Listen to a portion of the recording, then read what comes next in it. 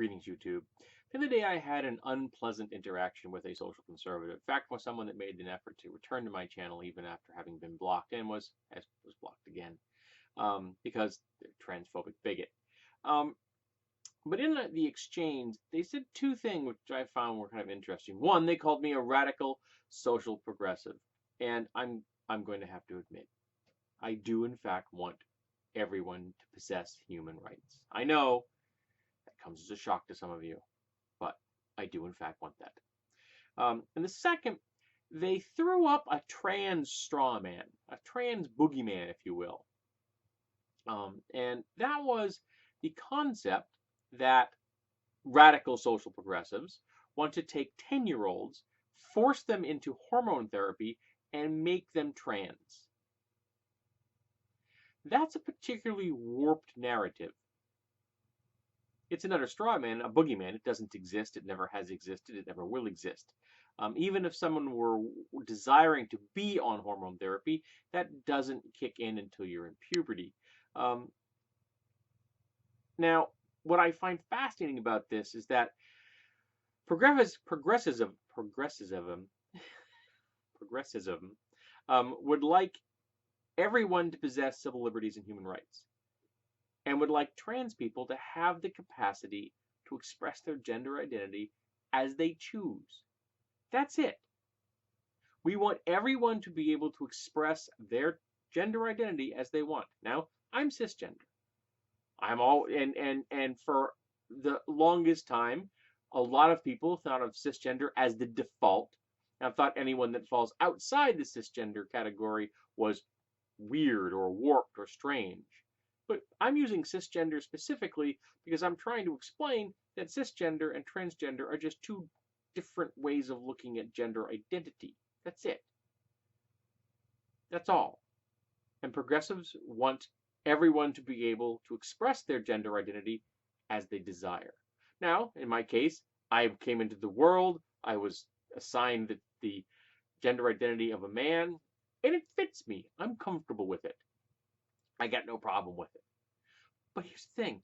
I also don't have a problem with the fact that someone else who had been assigned a man at birth may decide somewhere during their life they would like to be agender, or they want to be pangender, or they want to be transgender and move into identity of a trans woman.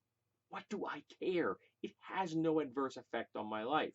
And here's the second thing that really came to my mind when I started thinking about that narrative of, you're trying to force this. You're not trying to force it.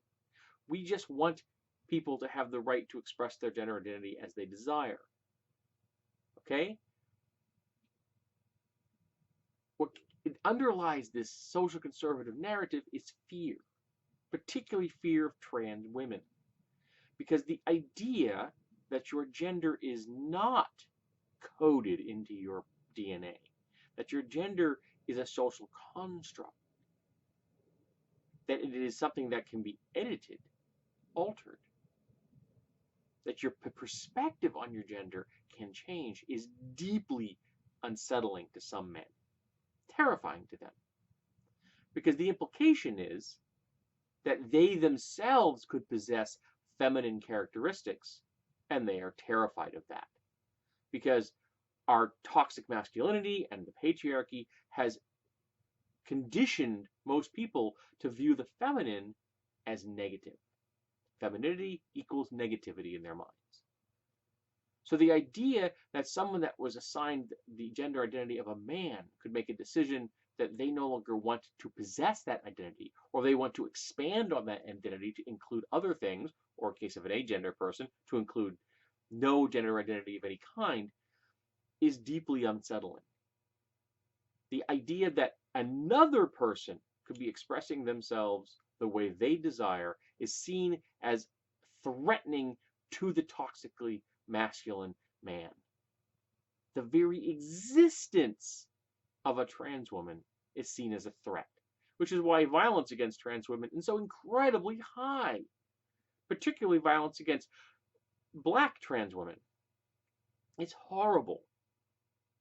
And of course, all these absurd bathroom bills put trans people at risk. If someone presents as a woman and they walk into a men's restroom, there's going to be problems because the men there are going to know that this person is not normal, that they are not towing the gender line the way that these socially conservative, toxically masculine men think they should be, and that the very existence of this person is a threat to them.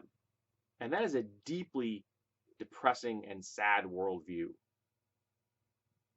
I discussed this with my wife this morning, and she's like, yeah, she's like, like two people who love each other and want to get married is somehow seen as a risk to my marriage. And because she says it's absurd.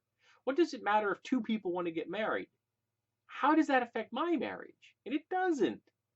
And just like if someone else wants to express their gender identity in a way that you consider outside the average or the common, doesn't threaten your gender identity at all. And if you think it does, it's time to step back and reassess how you view your own gender identity.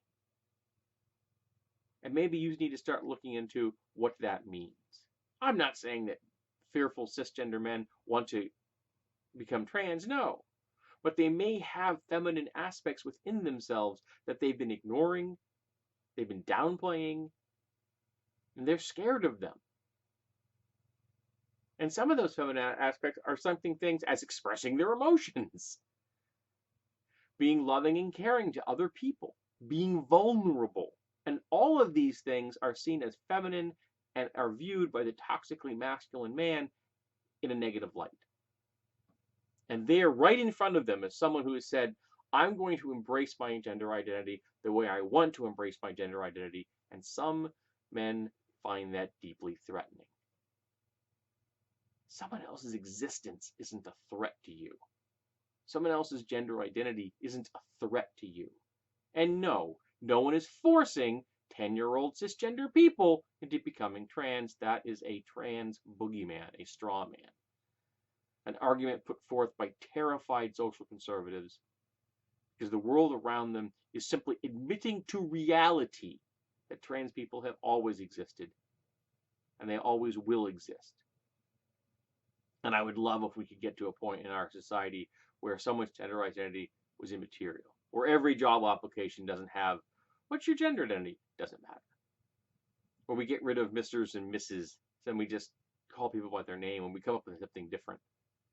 We could go very sci-fi and just call people citizen. But someone else's existence, someone else's gender identity isn't a threat to you. And if you think it is, you might want to call a therapist.